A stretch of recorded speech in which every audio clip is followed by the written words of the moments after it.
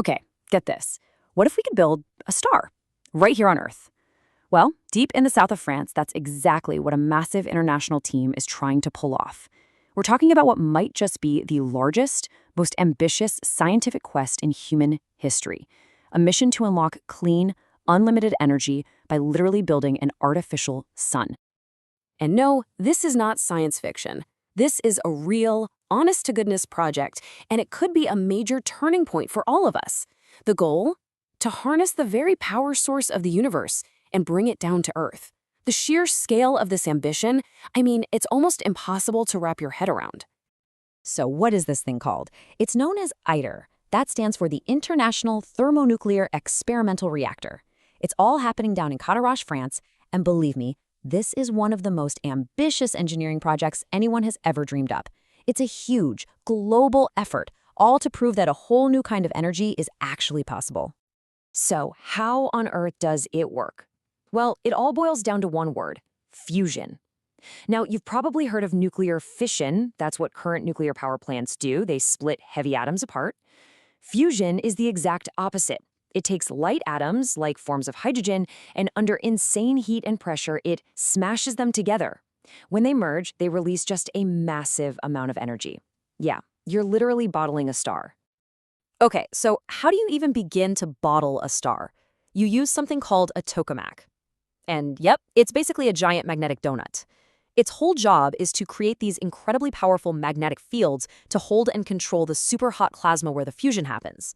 And you need those magnetic fields because this plasma is, well, it's hotter than the core of the sun. No physical material on Earth could even touch it without vaporizing instantly. Now, this incredible idea didn't just pop up overnight, not at all. The concept for ITER has actually been in the works since the mid-1980s. For decades, it's been slowly transforming from a wild scientific dream into this massive, very real construction site you see today.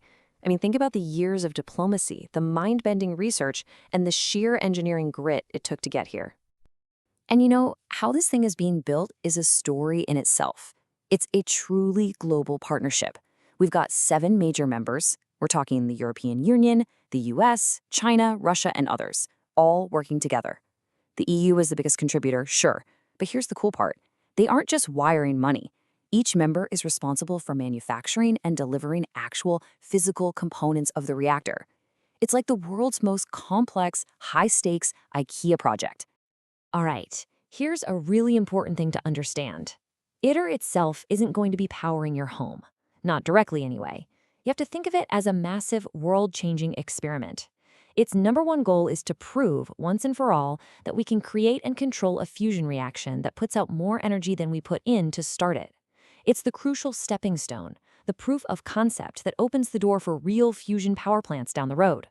Which brings us right to this moment, right now.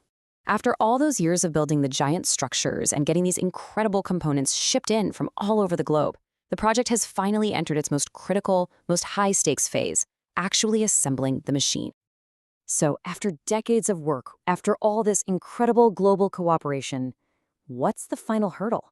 What's the one massive challenge that stands between this team and igniting that very first artificial star? It all comes down to this, the reactor core assembly. Right now, engineers are starting the painstaking, unbelievably complex job of putting together the very heart of this machine. This is it. This is the moment where all those separate pieces, built thousands of miles apart, have to fit together perfectly. In fact, the central component of this assembly, this huge magnet called the central solenoid, is literally known as the beating heart of the machine. And that is a perfect description. Because if this heart and the core built around it aren't put together with absolute, flawless precision, the whole thing could fail. And this really gets to the core paradox of the whole project. On one hand, you've got these colossal components. We're talking superconducting magnets the size of apartment buildings. But on the other hand, they have to be aligned with sub-millimeter precision. It's like a delicate ballet, but with giant multi-ton robots. And in this ballet, one wrong move, one tiny mistake could set the project back for years. The whole assembly process is just a marvel of choreography. First, they have to lower that beating heart, the central solenoid, right into place. Then, 9 enormous sectors of the vacuum vessel, the chamber where the plasma will live, have to be welded together to create that perfect donut. And only then can every other component be triple-checked and carefully, meticulously integrated into the core. Just to give you a sense of the mind-boggling scale and difficulty we're talking about, look at this number, $180 million. You know what that's for?